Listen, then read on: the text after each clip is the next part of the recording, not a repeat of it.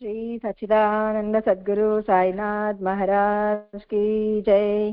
सद्गुरु भरद्वाज महाराज की जय। गुरुदेव दत्ता. சத்குரு சாய்நாதரின் அனுகிரகம், மாஸ்டர் அவர்களின் எண்ணற்ற அளவற்ற அன்பினால் நாம் அனைவரும் பரிபிரஷ்னா என்ற இந்த திருநூலை பற்றி தெரிந்து கொண்டே வருகின்றோம். இந்த பரிபிரஷ்னா என்ன? நமக்கு சாதாரணமாக வருகின்ற கேள்விகள். எந்த கேள்வி வந்தாலும் நமக்கு எதுக்கு அப்படின்னு விடாமல் அந்த கேள்விக்கான உண்மையான பொருள் என்னன்னு தெரிஞ்சுக்கணும். அது லௌகிக விஷயத்துல ஆகட்டும், ஆன்மீகத்துல ஆகட்டும். ஆனா மனிதர்களுக்கு முதல்ல புரிதலே இல்லை. எதுக்காக? எந்த விஷயத்துல? எல்லா விஷயத்துல புரிதல் இல்லை. ஏன்னா எல்லாத்துக்கும் அவசரம். புரிதல் இல்லைன்னா ஒரு பொருள் மேல புரிதல் இருக்கா? எல்லா விஷயங்கள் மேல புரிதல் இருக்கா? மனுஷங்க மேல புரிதல் இருக்கா? இப்படி யோசிச்சோம்னா நமக்கு தெரியும் எதுக்காக இந்த மாதிரி புரிதல் இல்லைன்னு சொல்றோம்னா, நாம் எல்லா விஷயத்திலயுமே அலசி ஆராய்ந்து பார்ப்பதில்லை. யாரு சொன்னாலும் கேட்டுறோம். அதுவும் ஆன்மீகம் மிகவும் மோசமாக போய்கொண்டிருக்கு. யாரு எது சொன்னாலும் அதை செஞ்சிடணும். எதுக்காக? ஆசை. காரணம் என்ன? ஆசை. அந்த ஆசைனாலதான் இந்த விஷயங்கள் புரிதல் இல்லாம செய்யறாங்க.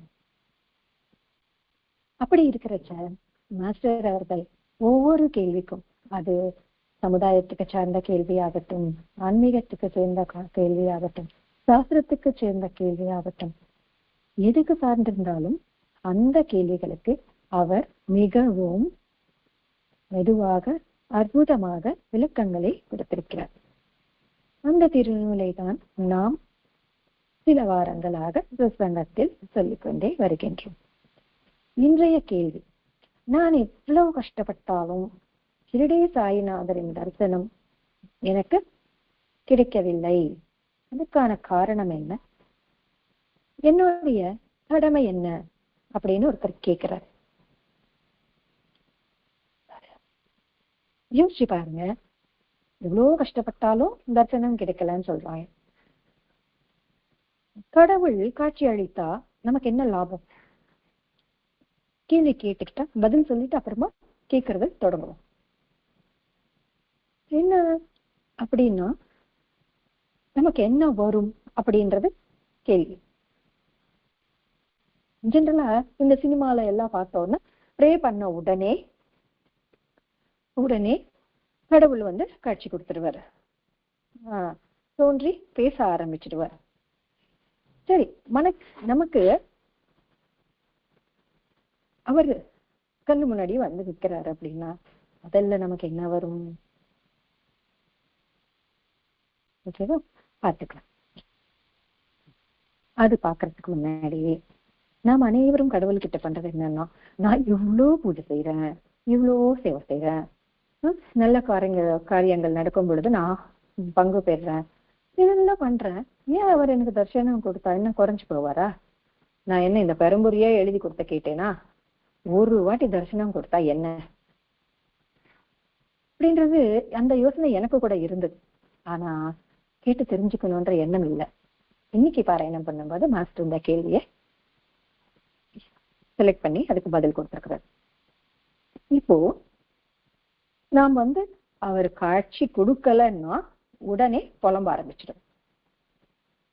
எல்லாத்துலயுமே நான் அவரை நினைச்சுதானே பண்றேன், அவரை பார்க்கணுன்ற ஆர்வம் தானே எனக்கு இருக்கு, அவர் ஏன் புரிஞ்சுக்க மாட்டேன்றாரு, அவர் ஏன் காட்சி அளிக்க மாட்டேன்றாரு அப்படின்னு சொல்லி புலம்பவும் ஆரம்பிச்சிட்டது. ஆனா அவர் காட்சி அளித்தா நமக்கு என்ன வரும் அப்படின்னா இந்த பேர் சொல்லலாம், ஆனந்தம் வரும். நானும் அதை சொல்லிருக்கேன். ஆனால் நமக்கு முதல்ல வருது அகங்காரம், அகந்தை. எதுக்காக? அவர் காட்சி அளிச்சிட்டார். காட்சி கொடுத்த உடனே நாம் ஐயா என்னுடைய கடமை என்ன சொல்லுங்க, எனக்கு முட்டி கொடுங்க அப்படின்னு கேட்க போறோமா? உண்மையிலேயே கடவுளையே நம்ம முன்னாடி நின்னாலும் நம்ம அனைவரும் என்ன நினைச்சுப்போம்? யாரோ வேஷம் கட்டி வந்திருக்காங்க அப்படின்னு தானே நினைச்சுப்போம். சரி, அவர் காட்சி கொடுத்துட்டார், சும்மா இருப்போமா? உடனே போன கையில எடுத்துருவோம். இன்னைக்கு பாபா காட்சி கொடுத்துருக்கிறேன், உனக்கு என்னைக்காச்சும் இந்த மாதிரியான அனுபவம் நடந்திருக்கு? ஏதோ தெரியாத அப்பாவித்தனமா ஒரு கேள்வி கேட்போம். ஒருத்தரோட சும்மா இருப்போமா? நம்ம தெரிஞ்சவங்களுக்கு எல்லாருக்குமே சொல்லுவோம். சொல்லாத சிலர் சாதனை படிச்சவர்கள் இருக்கலாம். இது என்ன மாதிரி இருக்கிறவங்களுக்காக சொல்றேன். உடனே உனக்கு காட்சி கொடுக்கலையா?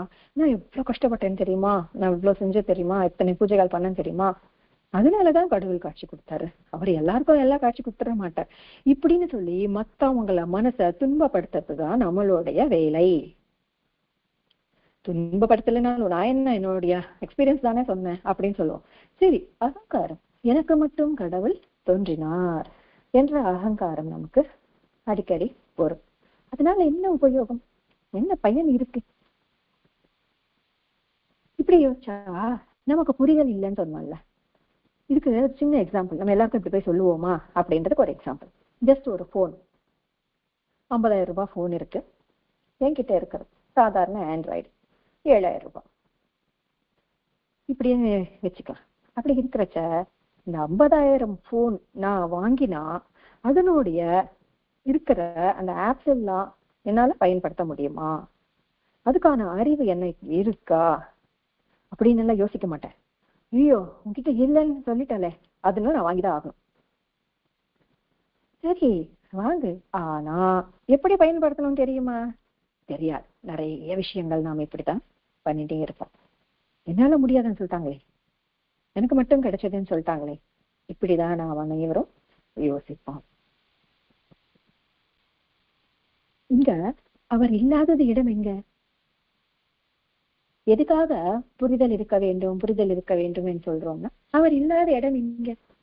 தூணிலும் இருப்பார், துரும்பிலும் இருப்பார் ஹரி அப்படின்னு சொல்லிட்டு பிரகலாதர் சொன்னார்.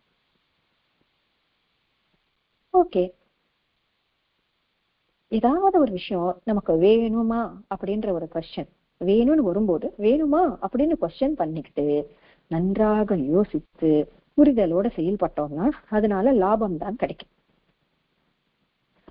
உடனே கடவுள் பற்றி மட்டும் இல்லைங்க, சிலரை மீட் பண்றது, சில விஷயங்கள் செய்யறது, சில ஃபங்க்ஷன்ஸ்ல கலந்துக்கிறது, இது எல்லாமே நமக்கு எந்த அளவுக்கு தேவை, அங்க நாம் எப்படி இருக்க வேண்டும், இப்படி நம்மளுடைய யோசனைய மேன்மைப்படுத்த சென்றாரு மாஸ்டர். அவங்க செஞ்சாங்க, நான் செஞ்சேன்றது வேண்டாம். எதுக்காக, ஏன், எப்படி, எதற்காக செஞ்சாங்க, எனக்கு தேவையா, அப்படின்னா நான் செய்யறேன் அப்படின்ற எண்ணம் வர வேண்டும். மற்றவங்களை மீட் பண்றோம், ஏன் மற்றவங்களை மீட் பண்றது கூட தேவையா தேவையில்லையான்னு சொல்றாங்கன்னா, அவங்க நம்மளுடைய ருணானுபந்தம் பொறுத்து நம்மளை புகழ்ந்தும் பேசலாம், இல்ல திட்டியும் பேசலாம். அப்படி இருக்கிறச்ச நாம் திருப்பி திட்டினோம்னா டிட் ஃபார் டேட், அதுக்கு நோ எண்ட். அதனால இங்க மாஸ்டர் என்ன சொன்னார்னா, ஆன்மீகத்துல அவருடைய தரிசனம் முக்கியமானது இல்ல, மிகவும் முக்கியமானது இல்ல. அது முக்கியமா இருந்ததுன்னு வச்சுக்கோங்களேன், என்ன நடக்கும் அப்படின்னா, அவர்கிட்ட மிக அதிக நெருக்கம் வந்துடும். அவரு என்னவர், நான் கூப்பிட்டா அவர் குரல் கொடுக்கிறார், அவர் காட்சி அளிக்கிறார் என்ற பாவனை வந்துடும். அந்த பாவம் வந்ததுக்கு அப்புறமா அவர் மேல் இருக்கிற மரியாதை குறைஞ்சிக்கிட்டே வரும். அவருடைய தன்மையை நாம் அறிய மாட்டோம். இது நமக்கு தேவையா எப்படி அப்படின்னுட்டு நம்ம உள்ளம்ல இருந்து நாம யோசிக்கணும், உட்கிரகிக்கணும். அவர் எங்க இல்ல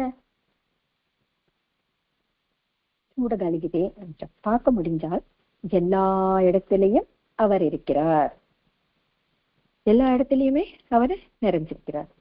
இல்லைன்னா எங்கேயுமே இல்லை. யார் சொன்னாரு? பாபா சொன்னாரா இல்லையா? பார்க்க முடிஞ்ச ராமர் எல்லா இடத்துலயும் இருக்கார், இல்லைன்னா எந்த இடத்துலயுமே இல்லை அப்படின்னு சொல்றாங்கல்ல. கடவுள் என்றவர் எல்லா இடத்திலையும் இருக்கிறார், அதுதான் புரிதல். இன்னொரு விஷயம் ஆழமாக யோசிச்சோம்னா, ஆன்மீகத்துல பாபா என்றாவது அவருடைய சத்குருவிடத்திலிருந்து இந்த மாதிரி தரிசனங்கள் அனுபவங்கள் கேட்டாரா? அப்படி இருக்கிற பொழுது அவர் யாரு? அவர் என்ன ஒரு வழியில நடந்து காமிச்சாரோ அந்த வழியில தானே நாமும் நடக்கணும். அந்த புரிதல் இருக்க வேண்டும். ரோல் மாடல்னு சொல்றோம். எங்க அப்பா எனக்கு ரோல் மாடல்னு சொல்றோம். கஷ்டத்துல இருக்கிறதுக்கு உதவுறாரு, எங்க அப்பா கிரேட், எங்க அப்பா மேல யாராலும் இருக்க முடியாது, எங்க அப்பா ஐடியல் ஃபாதர் இப்படின்னு சொல்லிடுவோம். அதெல்லாம் நாம செய்யறோமா அப்படின்றதுதான் யோசிக்க சொல்றாரு.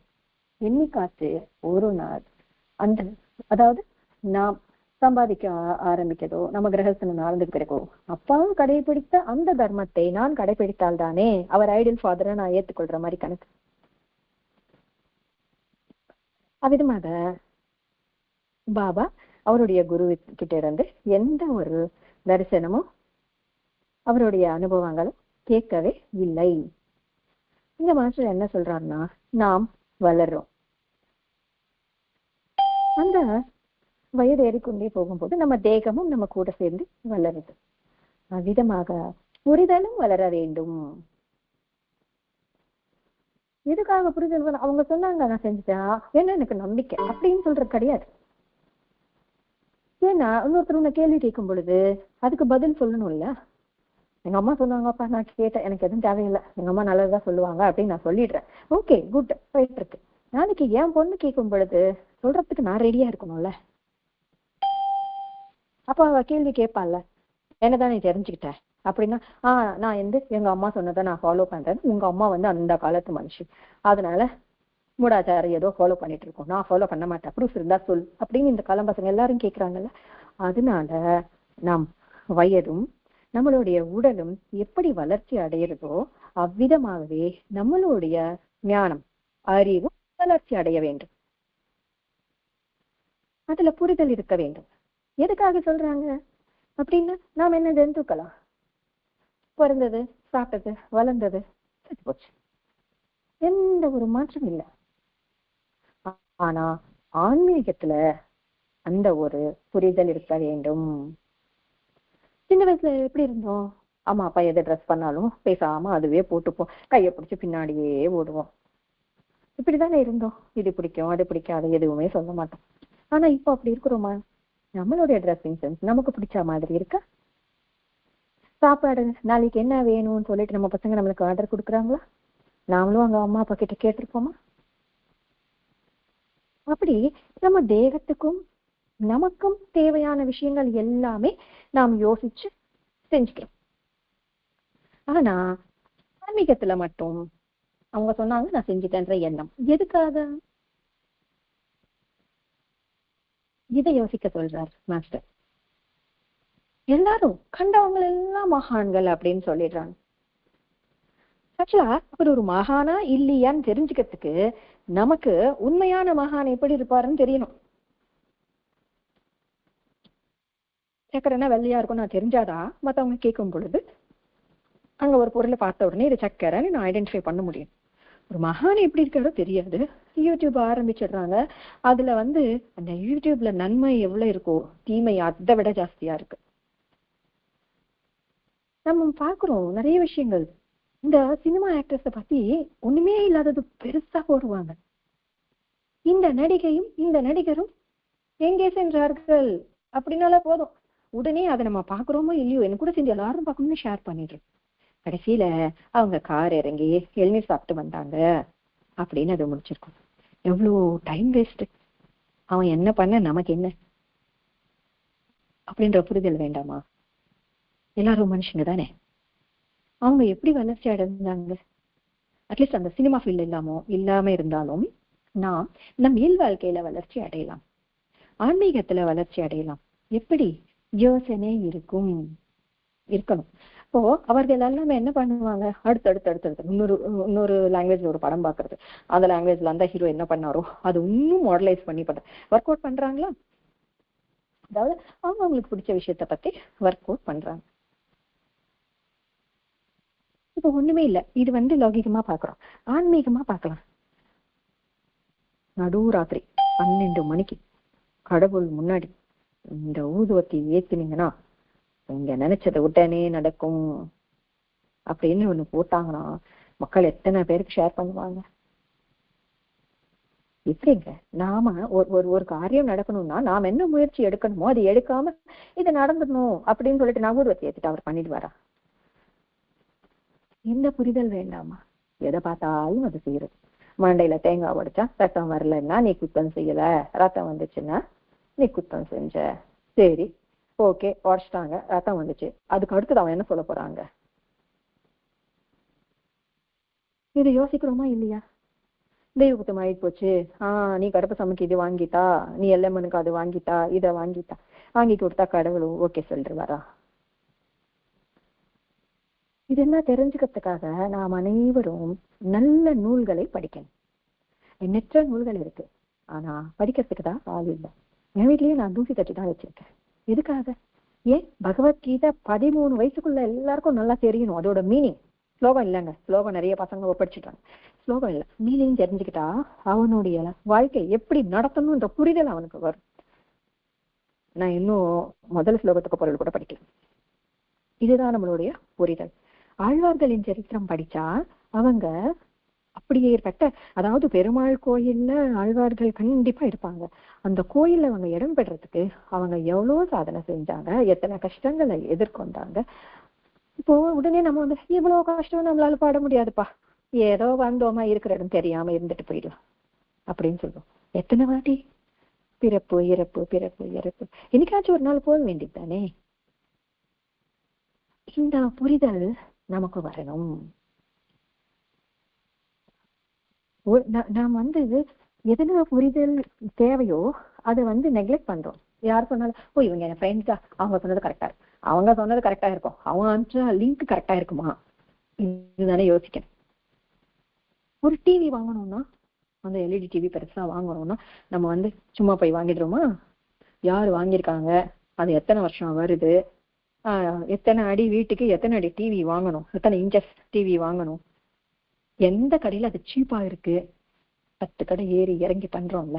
அதே மாதிரி ஆன்மீகத்துல இவங்க சொன்னது உண்மையா, இதை யாராவது செஞ்சு காமிச்சிருக்காங்களா, நமக்கு பலன் தருமா, இப்படி யோசனை இருக்கணும். அந்த யோசனை வளர்த்து கொள்ள வேண்டும் என்று மாஸ்டர் சொல்றார். அவ்விதமாகவே நம்ம உடம்புக்கு நோய் வராம இவ்வளவு பாதுகாத்துப்போம். கொரோனா வந்ததுக்கு அப்புறமா எல்லாத்துலயுமே ஹெல்த் கான்சியஸ். வெளியே சாப்பிட மாட்டோன்றாங்க, இது நைட்ல சாப்பிட மாட்டேன்றாங்க, நான் வந்து செஞ்சா இதுதான் யூஸ் பண்ணுவேன் அப்படின்னு சொல்றாங்க. இதெல்லாம் ஏன் சொல்றாங்க? நம்ம தேகத்தை நல்லா பாதுகாத்து வச்சுக்கணும். எதுக்குங்க? நம்ம படிக்கையில பட்டா மத்தவங்களுக்கு கஷ்டம் கொடுக்கணும். அதே மாதிரி நம்ம உடம்புக்கு எப்படி பார்த்துக்கிறோமோ மனசுக்கும் நோய் படாம பார்த்துக்கணும். நம்மளுடைய மனம் தானா யோசிக்கணும். ஏன்னா எல்லாருக்கும் இருக்கிறது ஒரே மாதிரி அறிவுதானே. சத்குரு சொன்னது அப்படியே கேட்டுருணுங்க, எதிர் பேசக்கூடாது அப்படின்னு சொல்லுவோம். கரெக்ட் தான். சத்குரு, உண்மையான சத்குரு நீ தேர்ந்தெடுத்ததுக்கு பிறகு, அவரு மேல ஸ்ரத்தா சபூரி வந்ததுக்கு பிறகு, அவருடைய அனுகிரகம் உனக்கு கிடைச்சதுக்கு பிறகு அவர் எது சொன்னாலும் அது செய்யணும், கண்ணை மூடி செய்யணும். ஆனா ஒரு சத்குரு எப்படி இருப்பாருன்றது முதல்ல புரிதல் வேணும்ல நமக்கு. அதனால சாயின் திருவிளையாடல் வாசிச்சாலே நமக்கு பாபாவுடைய அன்றாட வாழ்க்கையும் பாபாவுடைய போதனைகளும் பாபாவின் லைஃப் ஸ்டைல் எப்படி இருந்தது, மூட நம்பிக்கைகளை அவர் எப்படி துரத்தினார், இது எல்லாமே நாம் வந்து தெரிஞ்சுக்கலாம். திருநூல்களை படிக்கலாமே. ஆழ்வார்கள் சரித்திரம் இருக்குல்ல, தினம் ஒரு பேஜ் படிச்சாலே போதும். எத்தனை நாள் வாழ்ந்துட்டு இருக்கோம், எத்தனை பேருக்கிட்ட தேவையற்ற பேசிட்டு இருக்கோம். நான் என்ன மாதிரி செய்யாதவங்களை பத்தி சொல்றேங்க, செய்யறவங்களை பற்றி இல்லை. அப்போ அந்த நேரம் நாம் பயன்படுத்தி கொண்டு தினமும் ஒரு ஆழ்வார் சரித்திரம் கொஞ்சம் கொஞ்சமா வாசிச்சு தெரிஞ்சுக்கிறது, நாயன்மார்களின் சரித்திரம் வாசிச்சு தெரிஞ்சுக்கிறது. ஔவையார் என்ன அறிகுறி சொல்லியிருக்கிறாங்க அது ஒண்ணு பின்படுத்தாது போதும். வாழ்க்கை தத்துவம் ஃபுல்லா அந்த அம்மா சொல்லியிருக்காங்க. புரிதல் இல்லைன்றது நாம் சொல்றேன், எல்லாருக்கும் கோபம் கூட வரலாம். ஒரு சின்ன விஷயத்த பார்க்கலாம். ஏகாதசி, முதல் ஏகாதசி வந்தது, அதாவது தட்சிணாயன புண்ணிய காலம் ஆரம்பிக்க போகிறது. அது துவக்கத்துல முதல் ஏகாதசி வரும் வந்தது. அந்த ஏகாதசி அன்னைக்கு நான் ஃபாஸ்டிங் இருந்தேன். ஃபாஸ்டிங் இருக்கும் பொழுது என்னோட பாவனைகள் எப்படி இருக்கும்? என்னைக்குதான் நாளைக்கு விடியும், துவாதசி வரும், நல்லா சாப்பாடு எத்தனை மணிக்கு கிடைக்கும், நான் ஒரு நாள் ஃபுல்லா சாப்பிடாம நான் நல்லபடியா சமைக்க முடியுமா முடியாதா? இந்த மாதிரி யோசனைகள் வந்தா நாம் ஏகாதசி ஒரு பொழுது இருக்கிற மாதிரி கணக்கு கிடையாது. அதுக்கு சாஸ்திரத்துல உபவாசம் என்ற பேர் இருக்கு. உபா என்றா கிட்டையா, வாசம் என்றால் எல்லாருக்கும் தெரியும் வசிப்பது. யாரு கூட வசிக்கணும், யாரு கூட கிட்டையா வசிக்கணும் அப்படின்னா பகவான் கூட கிட்டையா வசிக்கணும். பூஜாரில போயிட்டு எவ்வளவு முடியுமோ அவ்வளவு பக்கத்துல உட்காருதா கிடையாது. பகவானின் தன்மை, பகவானின் லீலைகள் ஸ்மரித்து கொண்டே மனசுல வசிப்பதுதான் உபவாசம் என்று சொன்னாங்க. அப்படி இருக்கும் பொழுது நாம் அதை எப்படி பின்பற்ற வேண்டும்? சரி, ஏகாதசி பொருள், அந்த வேர்டுக்கு ஒவ்வொரு பேருக்கும் ஒரு பொருள் இருக்கும்ல, நம்ம கேட்போம் உன் பேருக்கு அர்த்தம் என்னன்ட்டு. ஏகாதசி அப்படின்னா அர்த்தம் என்ன? 11 ஏ மாதத்துல அந்த 11வது நாள் உபவாசம் இருக்க சொன்னாங்க. அந்த 11க்கு பின்னாடி என்ன இருக்கு இப்படி நாம் யோசிச்சோம்னா இப்ப புரியும். 5 ஞானேந்திரியங்கள், அதாவது புலன்கள், 5 புலன்கள், 5 டூயிங் வெப் ஆர்கன்ஸ், கர்மேந்திரியங்கள்.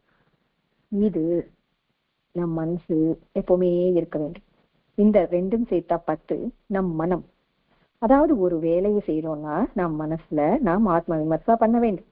இந்த செயல் பர்ஃபெக்டா தர்மத்தின் அடிப்படையில் நான் பண்றேனா, பகவானுக்கு அர்ப்பணமாக நான் பண்றேனா, அவர் என்கிட்ட செய்ய வைக்கிறார்ன்ற எண்ணத்துல நான் செய்யறேனா அப்படின்ற மனம் கொண்டு இந்த விரதத்தை இருக்க வேண்டும்.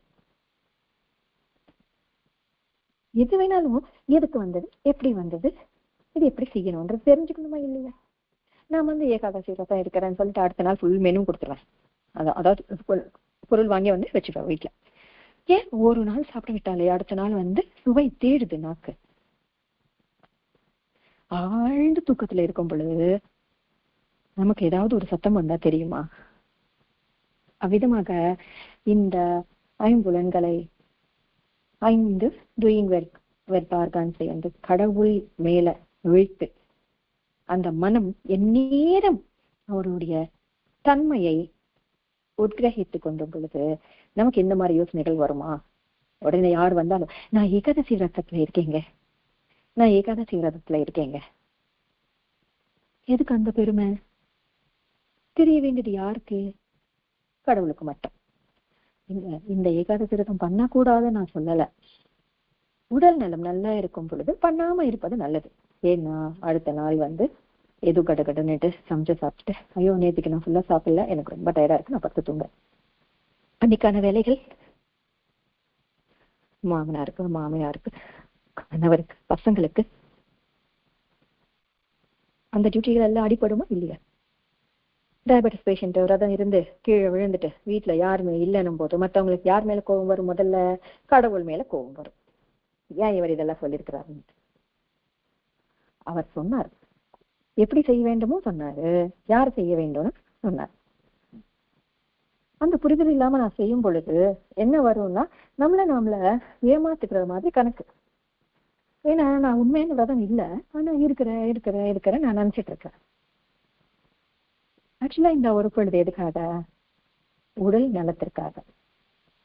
ஆனா கடவுள் பேரை சொல்லிட்டு அதுக்கு நாம் வாரத்துல 2 நாள் இல்லைன்னா 3 நாள் விரதம் இருந்து வீட்டுல இருக்கிறவங்களையும் கஷ்டப்பட்டு நம்மளுடைய ஹெல்த்தையும் பழக்கி கொள்கிறோம்.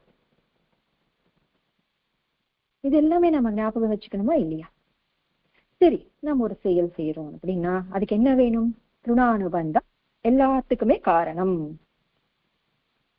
ருணானுபந்தம் காரணம்னு சொல்றாங்க. ருணானுபந்தம்னா கடன். இந்த முன்பிறவி கடன் தான் இப்ப நம்ம தீர்க்க போகிறோம்.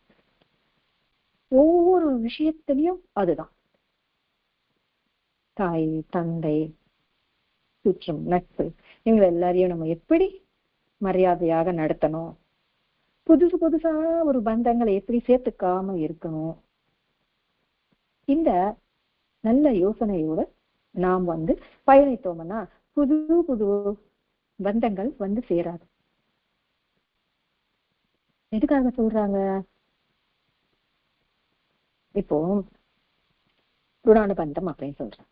நான் கோயிலுக்கு போறேன், தாயும் நீயே, தந்தம் நீயே, சுற்றம் நீயே, நட்பு நீயேன்னு சொல்லிட்டு கட கட கட கட நான் ஸ்லோகத்தை மாதிரி சொல்லிட்டு வந்துடுறேன்.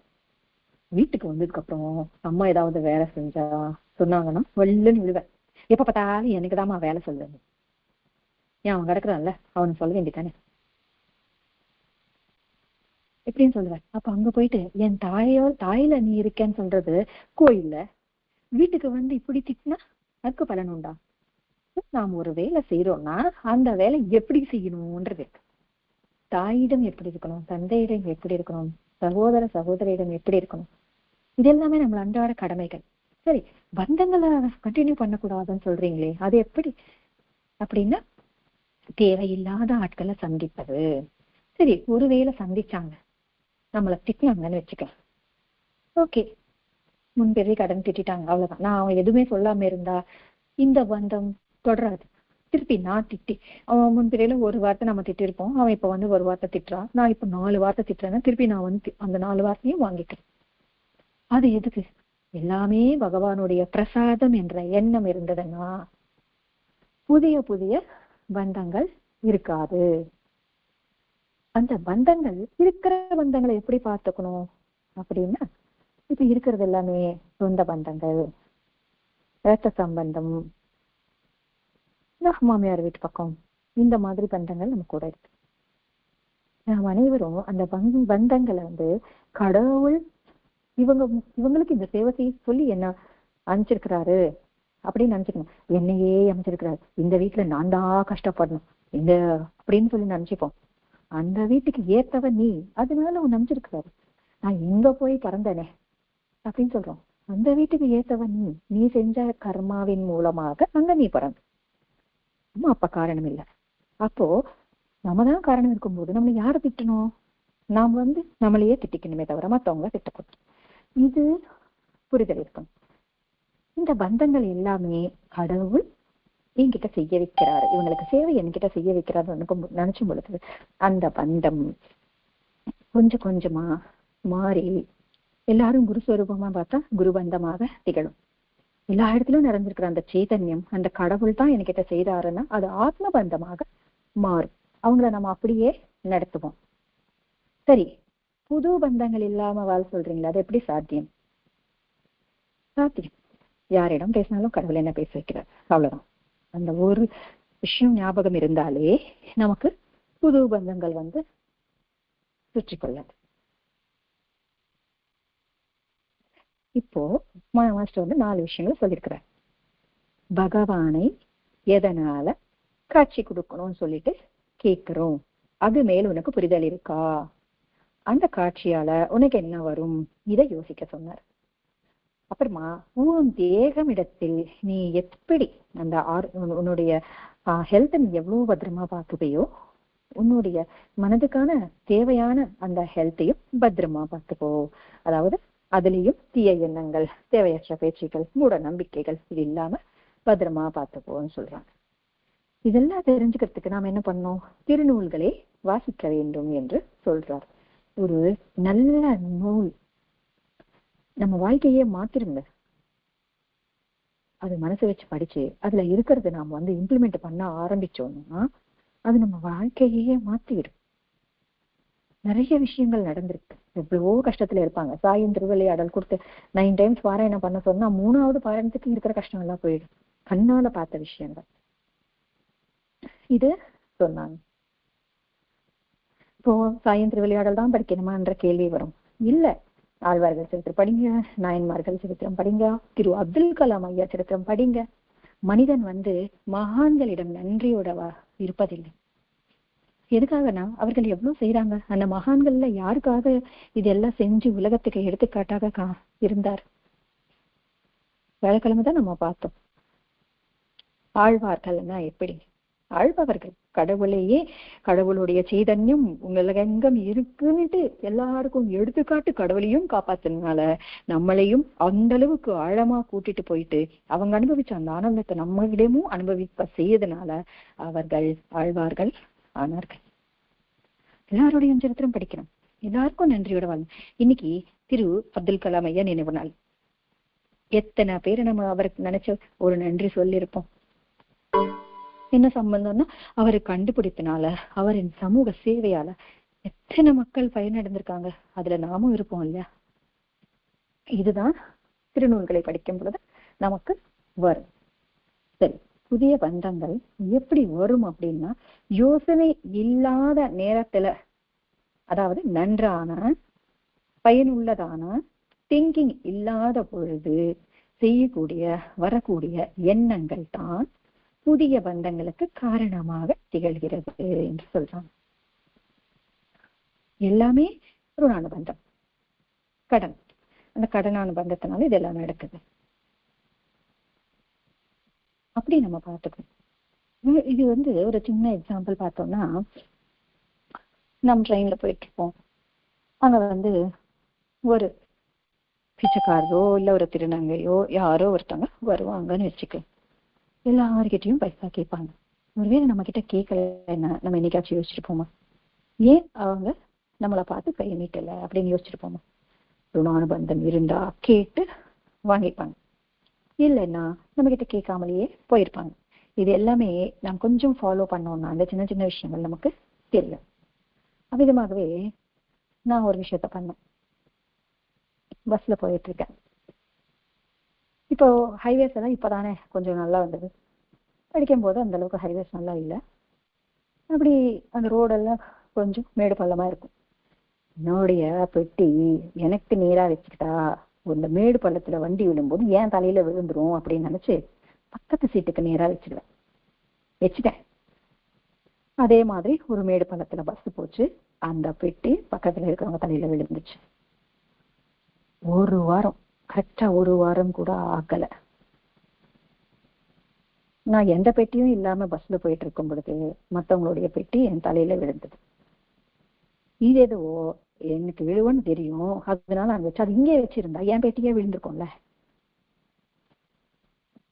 இதுதான் இப்படி யோசிக்க சொல்றாங்க. புதுசா சேர்த்துக்காம இருக்கிறது நீக்கி கொண்டே வரணும் அப்படின்னு சொல்றாங்க. நாம் 2 நீக்கி கொண்டா 10 புதுசா சேர்த்துப்போம். பெரிய விஷயம் ஒண்ணும் இல்லைங்க. வழியில போயிட்டே இருப்போம், அங்க ஒரு நாய் படுத்து கிடக்கும், ஒரு கல் எடுத்து அது மேல வீசுவோம். சரி, நாங்க பாபா சரித்திரம் படிச்சதுக்கு அப்புறமா நாயும் பூனையும் அடிக்கிறது இல்லை. ஓகே, பார்க்குக்கு போறோம், அழகா லான் இருக்கு, உட்காந்துருவேன். சும்மா இருப்போமா? அந்த கையால அதுல இருக்கிற அந்த கிராஸை பிடுங்கி போட்டே இருப்போம். திருப்பி அந்த இடத்துல புல்லு வளராது. மற்றவங்க உட்காரத்துக்கு கஷ்டமா இருக்கும். இப்ப நான் என்ன வேலை செஞ்சேன்? ஏன் இது யோசனை இல்லை, அது ஒண்ணுமே இல்லை, நம்ம உட்காரத்துக்கு மெத்துன்னு அழகான ஒரு சுகத்தை கொடுக்குது. அப்படி இருக்கிறச்ச அது நான் ஏன் துன்பப்படுத்தணும் அப்படின்னு வச்சுப்போம். ஒரு 2 நாள் கழிச்சு தேவையில்லாத வீட்டுல இருக்கிறவங்களே சும்மா பாசமா அப்படி கிள்ளி இருப்பாங்க. அது ரொம்ப வலிக்கும் நமக்கு. அவங்க பாசமா கிள்ளாலும் நம்ம அப்படி கத்துவோம். ஆமாவா இல்லையா? இதுதான் யோசிச்சா புது புது விஷயங்கள், தவறுகள் செய்யாம வாழ்க்கையில இருப்போம். உடனே பெரிய தவறுகள் இங்க எல்லாருமே கொலை பண்றது, கொள்ளையடிக்கிறது இப்படி யோசிக்கிறோம். அப்படி கிடையாது. சின்ன சின்ன தவறுகள் தான் அன்றாட வாழ்க்கையில நிறைய செஞ்சுட்டே இருக்கும். அதெல்லாம் ஸ்டாப் பண்ணாலே போதும், தன்னொழுக்கம் தானாவே வரும். இப்போ நம்மளுடைய கால்களை மேல நாம நிக்கணும் அப்படின்னு ஒரு வார்த்தை மாஸ்டர் சொல்லியிருக்கிறார். அப்படின்னா என்ன? அம்மா அப்பா கிட்ட காசு கேட்க கூடாது இப்படிதானே சொல்லுவோம். கிடையாது, அது லௌகிகமா. இப்போ நாம் கடவுள் விஷயமாக இருந்தாலும் நம்மளுடைய சுய யோசனையை கொண்டு அதை தெரிஞ்சுக்கிட்டு பின்பற்ற வேண்டும் அப்படின்னு சொல்றார். ஆன்மீகத்துல கடவுளின் சாட்சாத்காரம், தரிசனம் கண்டிப்பாக கிடைக்கணும் என்ற ஒரு கட்டாயம் இல்லை அப்படின்னு மாஸ்டர் சொல்றாரு. சொல்லிட்டு என்ன சொல்றாரு? நீ அந்த கொள்கைக்காக பொறுமை நம்பிக்கையோட இருக்கிறாயா அப்படின்னு கேள்வி கேட்கிறார். அந்த பொறுமை நம்பிக்கை, இந்த நீயே தாயும் தந்தை, சான்ஸ்கிரிட்ல துவமேவ மாதாச்ச பிதா துவமேவ துவமேவ பந்துச்ச சகா துவமேவ துவமேவ வித்யா திரவிணம் துவமேவ துவமேவ சர்வம் மம தேவதேவ. இவர்கள் எல்லாருக்குள்ளேயும் நான் உன்னையே பாக்குறேன்னு அங்க சொல்லிட்டு அவ்விதமாக நீ இருக்கிறியா? அவர் சொன்னது பர்ஃபெக்டா நீ செய்றியா அப்படின்னு மாஸ்டர் கேட்கிறார். எப்படி சாட்சா்காரம் கிடைக்கும் சொன்னாங்க. யாரோ ஒருத்தங்க அவருக்கு பாபா பத்தி சொல்லிட்டு சாட்சா்காரம் கிடைக்கும்னு சொல்லியிருப்பாங்க. உடனே எனக்கு இன்னும் கிடைக்கல, எப்ப கிடைக்கும்? இதுதான் நம்மளுடைய தவிப்பு. ஏன் புரிதல் இல்லாததுனால. இதுவே திருநூல் படிச்சிருந்தாலும் ஒரு ராமாயணம் படிச்சிருந்தாலும் நமக்கு தெரியும். சபரி அவங்களுக்கு 20-30 வயசுக்குள்ள இருக்கும் பொழுது தன்னுடைய குரு சேவை தொடங்குவாங்க. அவங்க அந்த சேவைக்கு திருப்தி அடைஞ்சு, நீ இங்கே இருமா, ராமர் வருவாரு, அவருக்கு நீ சேவை செய்ய வேண்டும் அப்படின்னு சொல்லுவார். அவ்வளவுதான், குரு சொல்லிட்டு அவர் கிளம்பிட்டார். அந்த வனத்திலேயே அவங்க சாதனையை தொடங்கினாங்க. நானா இருந்தா என்ன பண்ணுவேன்? குருவே, நீங்க வெயிட் பண்ண சொல்ற, எத்தனை வருஷத்துக்கு வருவாங்க, எப்படி வருவாங்க, நான் எந்தெந்த சேவை செய்யணும், எந்த உணவை நான் வந்து ராமருக்கு கொடுக்கணும், டேட்டோட சொல்லிட்டு போங்கன்னு கேட்கல. அவங்க அதை கேட்கல. என்னென்ன லட்சியம் என்ன? ராமர் வருவார், அவதார புருஷர் வருவார், அவருக்கு நான் வந்து விருந்தோம்பல் செய்ய வேண்டும், உபசரிக்க வேண்டும் என்ற எண்ணம் தான். அந்த லட்சியம் எப்ப வந்தாலும் வரட்டும், நான் அவருக்காக தானே காத்திருக்கிறேன் அப்படின்ற எண்ணம் நமக்கு இருக்கணுமா வேண்டாமா? சரி, பகவானின் தரிசனத்துக்காக நாம் கொஞ்சமாச்சும் முயற்சி செய்யறோமா அப்படின்னு யோசிச்சா நமக்கு தெரியும். ஏன்னா ஒரு இலக்குன்றது ஒண்ணு இருந்ததுன்னா உடனே நம்ம அனைவருக்கும் கூட பசி இருக்காது. ஒண்ணுமே இல்லைங்க, இன்னைக்கு நான் வந்து வீட்டுல இது சுத்தம் செஞ்சாகணும், இல்லைன்னா ஏதாவது ஒரு பையன் வரத்துக்குள்ள ஒரு பண்டம் அவனுக்கு செஞ்சு வைக்கணும்னு நினைச்சா காத்தால எழுந்திரிச்சு வேலையெல்லாம் முடிச்சுட்டு அவன் வீட்டுக்குள்ள வரத்துக்குள்ள நான் வந்து எல்லாமே செஞ்சு வச்சுட்டேன். அந்த தவிப்பு கடவுளை தரிசனம் பண்ணணுன்ற எண்ணத்துல இருக்கா அப்படின்னு மாஸ்டர் கேட்கிற. முயற்சி நீ பண்றியா? அந்த முயற்சி எப்படி இருக்கணும்? ஸ்ரத்தா சபோரி கொண்டிருக்கணும், புரிதல் கொண்டிருக்கணும். அப்படி இருக்கும் பொழுதுதான் நம்மளுடைய முயற்சிக்கு கடவுள் சந்தோஷப்பட்டு நம்மளை அனுகிரகிப்பார். அவரு நேர்ல பார்க்கலன்னு சொல்றோம். ஆக்சுவலா கடவுள் எங்க இல்லை, இந்த இயற்கை எல்லாத்தையும் கடவுள் தானே இருக்கார். அவருடைய சங்கல்பம் தானே இந்த படைப்பு முழுவதும். அது எப்படின்னு நீங்க கேட்கலாம். நான் இருக்கேன், என்னுடைய தங்கச்சி யூஎஸ்ல இருக்கா, அவளை பத்தி நான் நினைச்சுப்பேன், ஆஹா நான் இன்னைக்கு என் தங்கச்சியை மீட் பண்ணேன், அவ இந்த மாதிரி இருக்கா, அவ வந்து நான் போனா ரொம்ப சந்தோஷப்படுவா, அவளுக்கு நான் இதெல்லாம் செஞ்சு கொடுக்கணும் இப்படின்னு நான் நினைச்சேன்னா அது அப்படியே ஒரு காட்சி போல நம்ம மனசுக்குள்ள வரும். அப்படி வரும்பொழுது நம்மளுடைய கற்பனை நமக்கு உள்ளுக்குள்ளேயே ஒரு காட்சியை கொடுத்தது. அவ்விதமாகவே கடவுளின் கற்பனை தான் இந்த உலகம் உருவானது என்று வேதத்துல சொல்லப்பட்டிருக்கு. அவருடைய கற்பனை தான் இந்த உலகம். அப்போ ஃபுல்லா யார் இருக்காரு? கடவுள் தான் நிறைஞ்சிருக்கிறார். நம்மளால பார்க்க முடியுதா? அடையாளம் காண முடியுதா? பெருசா ஒண்ணும் வேண்டாங்க. இயற்கையை பார்த்து ரசிக்கிறோமா? ஒரு மல்லிகை பூ இருக்கு, காத்தால போய் அது வந்து மோந்து பார்த்தா அதுக்கு ஒரு ஸ்மெல்லே இருக்காது. சாயங்காலத்துக்கு அது மலரும், அப்புறம் எவ்வளோ ஒரு நறுமணம் வரும். அதை யார் கொடுத்தாங்க இதுக்கு அப்படின்னு யோசிச்சு பார்த்துருப்போமா? இளநீர் கீழே வேருக்கு தானே நம்ம தண்ணி ஊத்துறோம். ஆனா அந்த தென்னை மரத்துல பூ வந்து பிஞ்சு வந்து அது வளர்ந்து அதுக்குள்ள அந்த தண்ணீர் இல்ல நல்ல கொப்பரையும் இருக்கும், தேங்காய் புள்ள இருக்கும். இது யாரு படைக்கிறார்? அந்த கொப்பரை எடுத்து பார்த்தா அந்த தென்னை மரத்தின் வரைபடம் தான் அதுக்குள்ள கூட இருக்கும். யாரு படைக்கிறாங்க? அதுக்குள்ள தண்ணி எப்படி போச்சு? இப்படி யோசிச்சா ஒவ்வொரு நொடியும் இந்த படைப்பு அற்புதமான விஷயமாக தோன்றும். நம்மள கேள்வி கேட்டுக்கிட்டே இருக்கும், கண்டுபிடி அப்படின்னு சொல்லிட்டு. கண்டுபிடிச்சா யார் இருக்காங்க அது பின்னாடி? கடவுள் தான் இருக்கிறார். ஒரு கங்கா பிரவாகம், அந்த ஏரி அப்படியே கங்கை நதியை ஆறு ஓடிக்கொண்டே இருக்கு. கல்லு வருது, மேடு வருது, இதெல்லாம் பாக்குதா? அப்படியே போயிட்டு இருக்கு. அவ்விதமாக நம்மளுடைய சாதனையில எந்த ஒரு கஷ்டம் வந்தாலும் அது நமக்கு கொடுக்கப்பட்ட ஒரு டெஸ்ட் எடுத்துக்கிட்டு முன்ன செல்ல வேண்டும். இதை பார்க்க முடிஞ்சா இந்த இயற்கை குருவாக நமக்கு சொல்லிக்கொண்டே இருக்கு. எந்த ஒரு விஷயத்துல அப்படியே ஜடமாக இருக்கக்கூடாதுன்னு மாஸ்டர் சொல்றாரு. எந்த ஒரு விஷயம் தெரிஞ்சுக்கிட்டாலும் அந்த விஷயத்துல முழு முழு புரிதல் இருக்கா அப்படின்னுட்டு பார்க்க சொல்றார்.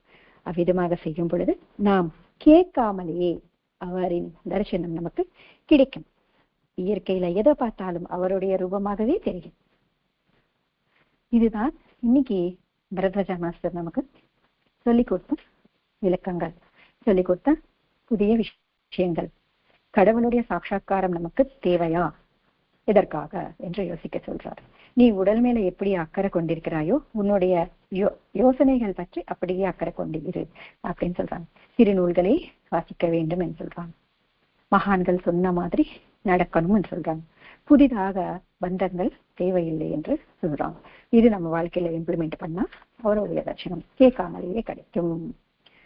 இந்த ஒரு விஷயத்தை இவ்வளோ விளக்கமாக சொன்ன மாஸ்டர் நம்ம அனைவருக்கும் ஒரு சத்குரு, அவர் ஒரு ருஷி இருக்கிற விஷயங்கள் நமக்கு புரிய வச்சதுனால அவர் எவ்வளவு கஷ்டப்பட்டிருக்கணும்.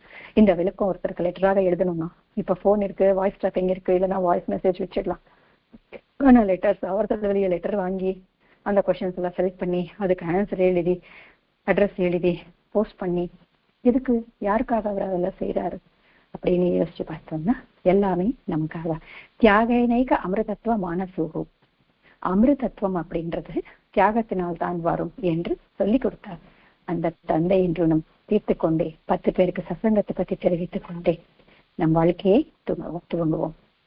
ஸ்வஸ்தி. ஸ்ரீ சச்சிதானந்த சத்குரு சாய்நாத் மகாராஜ் கி ஜெய். சத்குரு பரத்வாஜ் மகாராஜ் கி ஜெய். குருதேவ தத்தா.